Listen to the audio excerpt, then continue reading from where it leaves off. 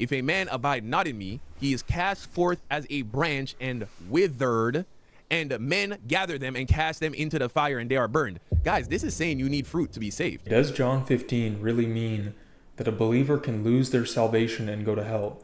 Let's take a closer look at this interpretation, as it has some internal problems. In John 15, Jesus says, "If a man abides not in me, he's cast forth as a branch and is withered, and men gather them and cast them into the fire, and they are burned." Now, some see this as a proof that a Christian can stop abiding in Christ and get tossed into hell.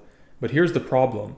If failing to abide leads to hell, then the logic of this verse requires that any believer who fails to abide and bear fruit, he is instantly sent to hell. But that doesn't actually happen. We cannot interpret verse 6 as a post-mortem judgment, because in context, the state of abiding in fruitlessness is something presently assessed while the believers are alive in both verse 2 and 7.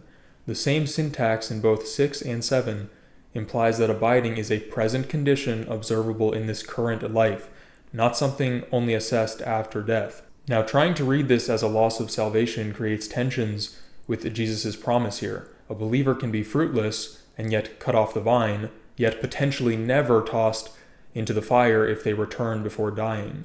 Jesus says every branch that doesn't abide is tossed into the fire, not some of them. If you stop abiding, you can be guaranteed that you will face this fire. But according to this interpretation, some branches are cut off and yet never tossed into the fire.